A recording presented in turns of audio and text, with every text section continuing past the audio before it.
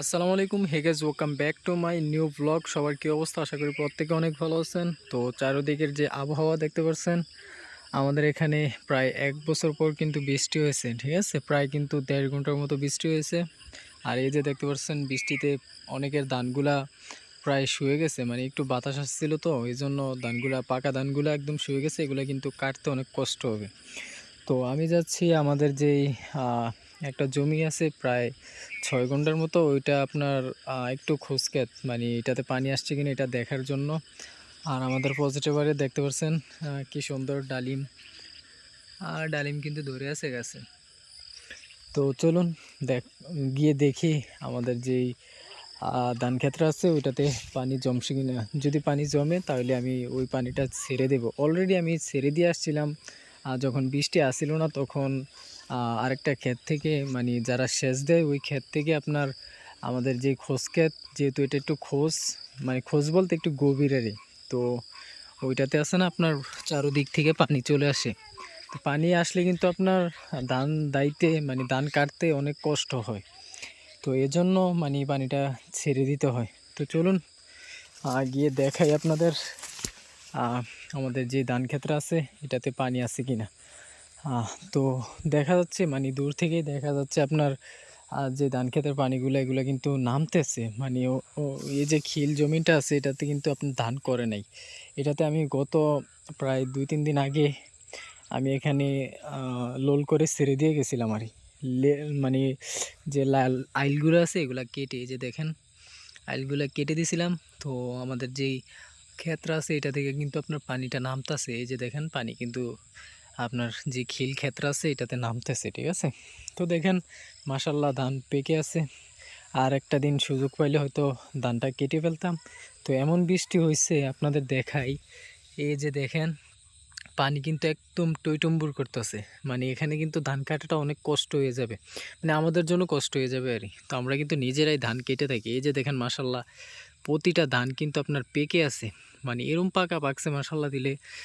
পুরা এই যে দেখান কত সুন্দর, একদম পেকে প্রায় স্বর্ণের মতো দেখা যাচ্ছে। স্বর্ণ যেহেতু না, তারপরও আমরা এগুলোকে স্বর্ণই বলে থাকি। দেখেন মাশাল্লাহ কত সুন্দর দেখা যাচ্ছে। তো আরেকটু আপনাদের ঘুরে ঘুরে দেখাই। এটা কিন্তু 6 গুন্ডা, ঠিক আছে? এই অনেক এরিয়া নিয়ে কিন্তু এই ক্ষেত্রা। তো আমি একটু সামনে যাই।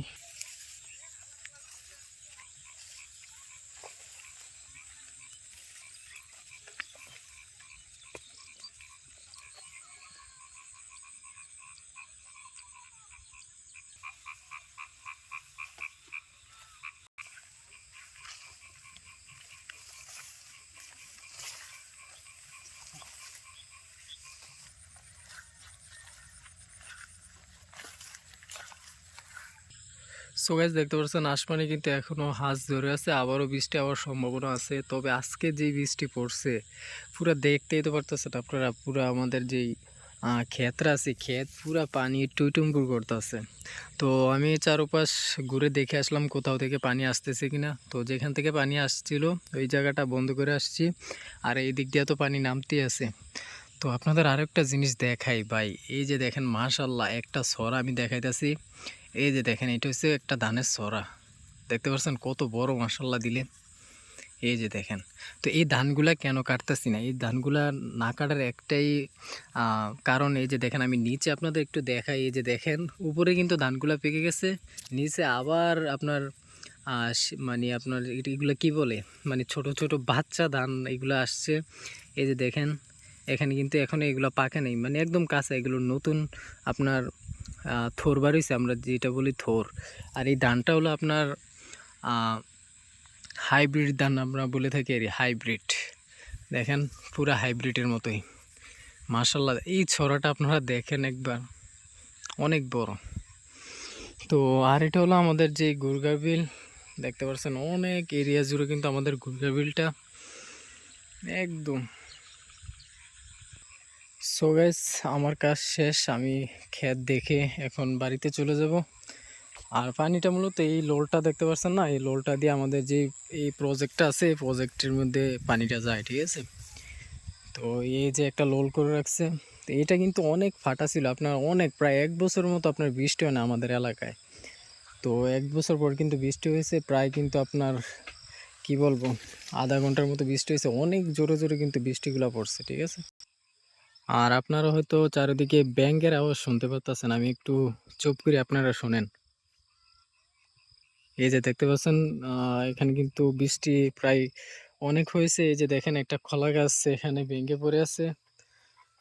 এই যে দেখেন এখানে একটা থোর, এটা বাড়িতে গিয়ে খাবো, ভেঙে নিলাম। এগুলা খেতে কিন্তু অনেক মজা, ঠিক আছে। তো ব্লগটা লং করব না, আপনারা অনেকে ভিডিওগুলো দেখতে চান না লং হলে। এই যে দেখেন আম, আর আমাদের ওই প্রজেক্টটা, এটাতে মূলত আমাদের যে ক্ষেতের পানিগুলো এখান দিয়ে যাবে, ঠিক আছে, এই লোলটা দিয়ে যাবে। এখানে একটা পাইপ আছে, এই যে একটা পাইপ আছে, এই পাইপটা দিয়ে আমাদের প্রজেক্টের মধ্যে আপনার পানিগুলা যাবে। আর মাশাআল্লাহ দেখুন আম, এগুলা হলো আমাদের আম্রপালি গাছ, প্রজেক্টের মধ্যে লাগাইছে। এগুলো কিন্তু আপনার কাঁচা খেতে গেলে অনেক চুয়া, ঠিক আছে।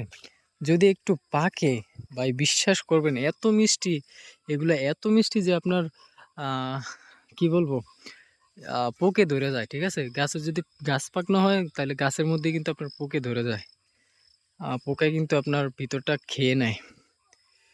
তো এই হলো আজকের ব্লগ, এত দূর পর্যন্ত দেখার জন্য সবাইকে অসংখ্য ধন্যবাদ। সবাই ভালো থাকবেন, সুস্থ থাকবেন, অবশ্যই আমাদের ফ্যামিলিতে অ্যাড হয়ে যাবেন, সাবস্ক্রাইব করবেন, ফেসবুক পেজ থেকে দেখলে অবশ্যই লাইক করবেন। আল্লাহ হাফেজ।